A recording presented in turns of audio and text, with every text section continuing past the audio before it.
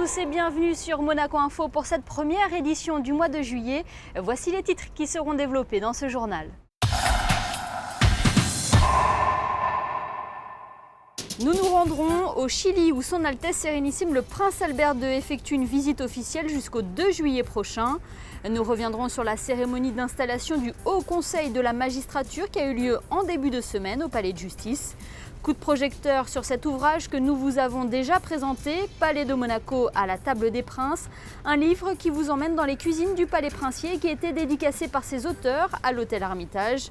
Et enfin, le Métropole Shopping Center accueille les œuvres de l'artiste Cypre dans cette exposition intitulée Haut de gamme, une exposition à découvrir jusqu'au 6 septembre. Et nous prenons la direction du Chili pour débuter cette édition où le Prince Albert II est actuellement en visite officielle jusqu'au 2 juillet prochain. Le souverain s'est tout d'abord rendu dans le centre du pays, à Valparaiso, pour découvrir notamment la base militaire de la marine chilienne. Sur place, le reportage de Vanessa Dessy et Lionel Bernardi. Elle est certainement l'une des forces maritimes la plus moderne et la plus efficace d'Amérique latine. Le souverain s'est rendu à Valparaiso au Chili pour y découvrir les installations de cette base militaire. C'est tout d'abord sur un navire que le prince Albert II a débuté sa visite avec les honneurs militaires. Le Cabo de Hornos est un bateau océanographique et hydrographique classé parmi les 5 bateaux les plus modernes au monde. Bénéficiant de technologies avancées et de matériel de qualité, le navire permet de développer la recherche scientifique à bord. Un honneur pour la marine chilienne de pouvoir présenter ses équipements aux hautes autorités monégasques. La visite, c'est très important pour la marine chilienne et l'opportunité d'avoir le prince ici et connaître l'organisation maritime et l'organisation navale chilienne, c'est très important. Et je crois que c'est la première fois que le prince visitait un institut hydrographique, je crois, et avoir-le ici au Chili, c'est très important pour nous. La visite se poursuit ensuite au musée océanographique et hydrographique. Celui-ci propose des maquettes, photographies et autres témoignages d'officiers. Il s'agit d'une véritable escale dans l'histoire de la marine chilienne. Ce musée retrace les grandes périodes qui ont jalonné l'histoire de ce pays aux plus de 6000 km de côte. Mais sa force repose notamment sur un programme d'études mené dans le domaine de la cartographie et de la typologie des fonds marins. Grâce à des images satellites et aériennes, les chercheurs évaluent les dangers de certaines zones maritimes. Ils s'intéressent également au phénomène tsunami qui a déjà frappé le pays. Sismologie, océanographie, environnement, la principauté et le Chili, 2 pays aux nombreux intérêts communs. Je crois beaucoup d'intérêts communs dans le domaine bien sûr maritime et de l'étude des océans, et ce qu'on a pu voir aussi aujourd'hui avec cette visite de bateaux hydrographiques et océanographiques de la marine chilienne et tout ce qu'ils font et tout ce qu'ils ont fait dans le passé, et puis les liens bien sûr avec l'Organisation hydrographique internationale.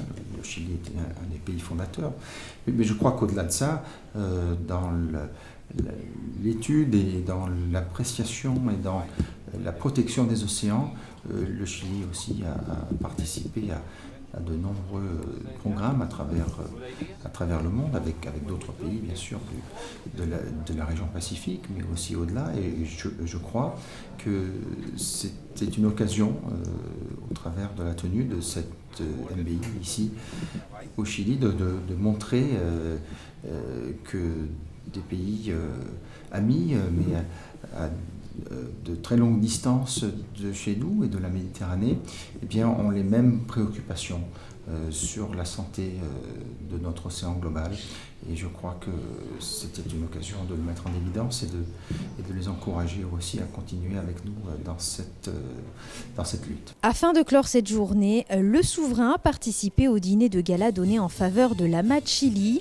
Cette association a déjà construit de forts liens avec des ONG locales qui s'occupent notamment des enfants abandonnés ou souffrant de handicaps mentaux. Au Chili, nous avons choisi une cause très spéciale qui est difficile à expliquer. Et ce sont les enfants qui sont atteints d'une erreur innée du métabolisme. Donc des enfants qui souffrent au niveau des enzymes, des protéines et qui ont besoin d'avoir des aliments spéciaux et un traitement médical spéciaux bien entendu. Ces enfants sont chers et donc c'est très difficile pour le gouvernement, même s'ils sont très peu nombreux, de pouvoir les prendre en charge. C'est très important pour les gens qui nous appuient ici de voir que notre souverain, qui fait partie d'Ahmad, est avec nous ce soir. Et le prince Albert II participera également à la 5e édition de la Monaco Blue Initiative à Santiago, au Chili. Et nous reviendrons bien évidemment sur la Monaco Blue Initiative à Santiago, au Chili, dans une de nos prochaines éditions. Retour en principauté à présent avec la cérémonie d'installation du Haut Conseil de la magistrature. Elle a eu lieu en début de semaine au Palais de Justice et a pour but d'élire ses membres. Alors quel est le rôle de ce Haut Conseil et quelles sont ses missions? Élément de réponse avec Fabien Bonilla. Une cérémonie dans les anciens locaux du Conseil national devenu aujourd'hui le bâtiment du Conseil d'État et de juridiction suprême. C'est dans ces murs ce lundi qu'a eu lieu l'installation des membres du Haut Conseil de la magistrature en présence des représentants des différentes institutions de la principauté. Le Haut Conseil de la magistrature a été solennellement installé dans ses fonctions le 26 avril 2010. Le mandat des membres s'est achevé il y a quelques semaines. Il s'agit donc là de la deuxième installation des membres qui viennent d'être désignés ou élus jusqu'en 2018. Le directeur des services judiciaires, Philippe Narmineau, et le premier président de la Cour de révision, Roger Beauvois, sont respectivement le président et le vice-président de droit du Haut Conseil de la magistrature. Viennent ensuite 5 membres titulaires et 6 membres suppléants.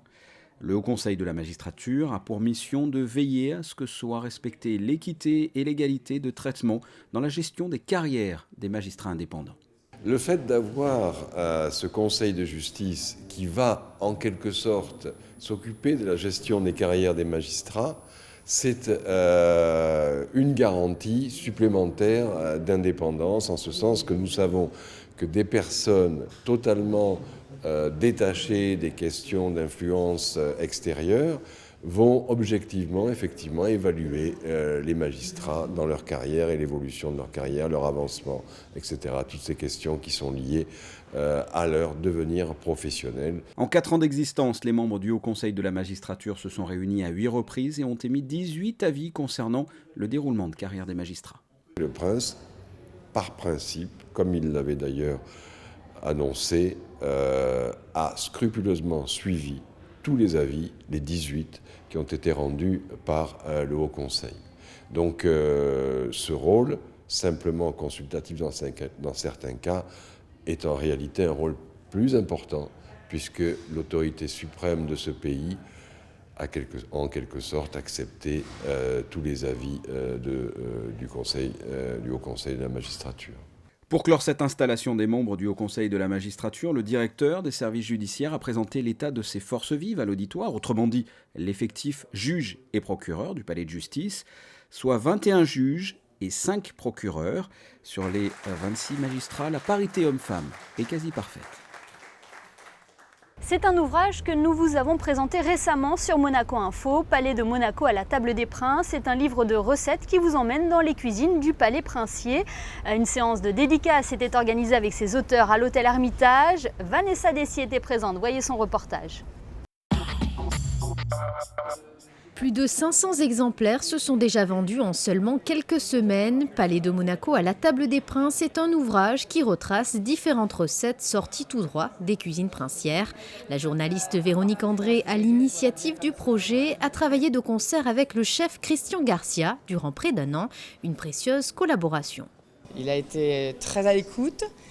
Parce que bon, on venait quand même le déranger un peu entre deux déjeuners, un déjeuner et un dîner. Et on a quand même réussi à faire... On est venu, nous, de Paris 10 fois. Et voilà. Et on est allé à Rocagel. J'ai rencontré le prince au palais. J'ai rencontré la princesse aussi. Et non, c'était formidable. Ils ont été très, très, très généreux avec nous. L'ouvrage donne un regard vers la Méditerranée avec une cuisine aux saveurs du Sud. Poissons, coquillages et légumes bio sont à l'honneur au fil des pages. Les différentes recettes inventées par le chef Christian Garcia connaissent un franc succès auprès du grand public. Les gens sont contents d'entrer dans les coulisses du palais, de s'installer à la table des princes. Donc ils sont très surpris aussi de découvrir les coulisses de Rocagel. Personne n'avait eu l'occasion de découvrir le potager. C'est vraiment très fermé. Et les gens sont très surpris d'avoir le privilège d'entrer dans la résidence d'été de Rocagel. Sachez que l'intégralité des fonds récoltés lors de la vente de l'ouvrage Palais de Monaco à la Table des Princes sera reversée à l'association Mission Enfance.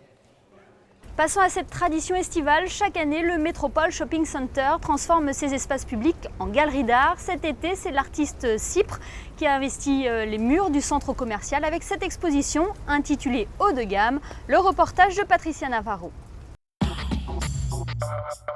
Son travail se base sur l'écriture, sur les mots auxquels il donne forme. Cypre est de retour en principauté. Ce sculpteur, à qui l'on doit des œuvres qui trônent de longue date dans Monaco, dont l'immanquable vache du Stars and Bar, revient avec une exposition qui laisse la part belle à l'amour, la paix et le rêve. Toutes ces créations sont là pour nous rappeler ses valeurs essentielles. C'est quelqu'un d'entier dans son travail, qui a une grande maîtrise du métal. Et peut-être de par son origine, où il a commencé dans le façonnage de la fourrure, où il a vraiment été très appliqué, et on voit tout au long que c'est vraiment un travail d'orfèvre, presque de couturier du métal qui fait tout au long de ses œuvres. Et là, les années passant, il devient de plus en plus expert, et vous allez le découvrir. Sangles, caisses, palettes de transport, chariots, écriture en différentes langues matérialisent la mondialisation, le commerce à outrance et une société de consommation où tout va très vite et où l'humain n'a que peu de place.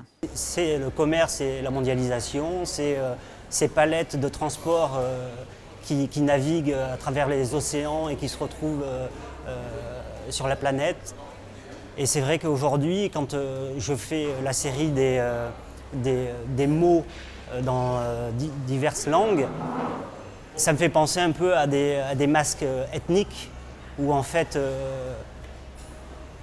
on retrouve, chaque culture retrouve son écriture. L'intérieur de ces caisses, c'est un peu le côté caché de la culture de chacun. Et la palette brillante, on pourrait dire que c'est un peu comme tous ces hommes d'affaires, ces gens qui voyagent énormément, qui aujourd'hui, à travers le monde, tout le monde se ressemble. Je pense qu'il faudrait que l'humain se centre plus sur l'autre plutôt que cette consommation à outrance où on s'y perd. Et parmi ces sculptures exposées dans tout le Métropole Shopping Center se trouve une création exclusive qui aura une vocation caritative puisqu'elle sera très prochainement mise en vente aux enchères. 46 664 a été créée en hommage à Nelson Mandela, disparu l'an passé et dont ce chiffre était le numéro de cellule lors de sa détention à Robben Island. Et sachez que l'exposition de Cypre intitulée Haut de gamme est à découvrir jusqu'au 6 septembre au Métropole Shopping Center. Un mot sur cet exploit de Cassandre Beaugrand. L'athlète licenciée à l'AS Monaco vient de battre le record de France du 1500 mètres cadette en réalisant ce temps de 4 minutes, 17 secondes et 65 centièmes au meeting de Nivelles en Belgique samedi dernier. Ce record était jusque-là tenu par Véronique Rantiez depuis 1977. La jeune athlète de 17 ans signe également la meilleure performance française, toute catégorie. Cassandre Beaugrand vient donc ajouter ce temps à un palmarès déjà exceptionnel pour une cadette. Pour rappel, elle est championne de France de cross-country depuis 2 ans, vice-championne d'Europe sur 1500 mètres et championne de France du 4 x 1000 mètres avec l'AS Monaco. Un bel avenir donc dans l'athlétisme lui tend les bras. Voilà pour ce tour d'horizon de l'actualité en principauté. Passons à présent aux prévisions météo pour les prochains jours. Ce début du mois de juillet sera assez ensoleillé avec un temps modérément chaud. Il fera 22 degrés le matin et 25 l'après-midi. Beau temps également jeudi avec une légère brise de mer. Les températures seront bien estivales avec un maximum de 26 degrés. Les éclaircies se feront plus timides vendredi mais sans dégradation notable du temps. Même cas de figure samedi avec un soleil présent par intermittence. Le thermomètre affichera un maximum de 25 degrés au meilleur moment de la journée. Un mot avant de refermer ce journal, le bouquet est en ligne de la Principauté, le www.monacodechannel.mc où vous pouvez retrouver tous nos reportages s'enrichis d'une nouvelle chaîne, celle de l'AMAD mondiale. L'AMAD s'engage en faveur de la protection et de l'épanouissement de l'enfant à travers le monde. C'est donc sur cette chaîne officielle que vous pourrez retrouver toutes les actions et toutes les actualités de cette association. Ce journal est à présent terminé. Merci de nous avoir suivis. À très bientôt sur Monaco Info.